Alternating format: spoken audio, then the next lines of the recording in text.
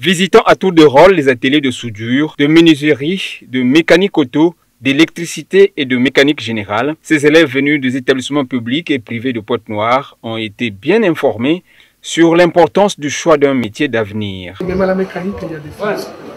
Voilà. Même à la soudure, il y a des filles. Ils sont très précis. Mieux que les garçons, très méthodiques. Deux élèves de l'école privée L'Avenir parlent des filières sur lesquelles ils ont porté leur choix. Moi, ce qui m'a plus attiré, c'est la soudure, la tuyauterie et la chaudronnerie, oui.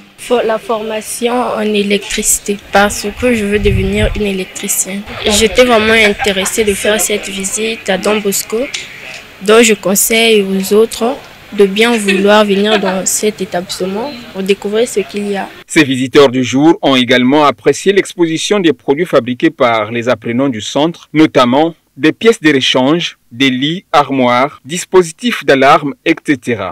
Un formateur en mécanique auto nous explique comment se tient la formation en atelier. Nous ici, on fait aussi l'électronique et l'électricité.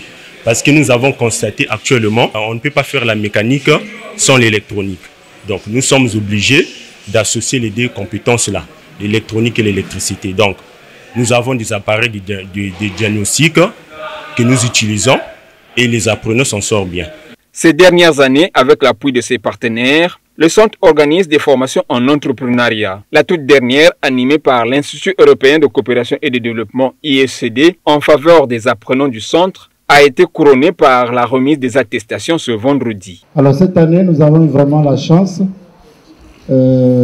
par rapport au partenariat que le centre a avec l'IECD, c'est-à-dire l'Institut européen de coopération et de développement. Ici, nous avons amené une nouvelle méthode pédagogique basée beaucoup plus sur la pratique. La première sensation que j'ai, c'est juste du plaisir parce que j'ai consacré de mon temps à cette formation.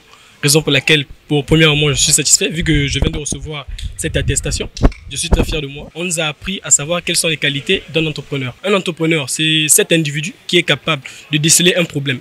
Et à partir de ce problème, il est capable d'apporter une solution qui pourra aider la population ou son entourage. Voulant requalifier les jeunes Congolais dans les professions de leur choix, le centre de formation professionnelle Don Bosco a ouvert ses portes pour cet objectif. Nous voulons requalifier les techniciens congolais et croire encore plus, même s'il y a des temps difficiles, que c'est possible de faire quelque chose. La métallurgie, la soudure, tuyauterie, chaudronnerie, soudure.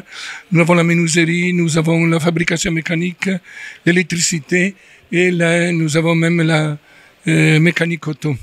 Créé en mars 2015, le centre de formation professionnelle Don Bosco fonctionne en alternance.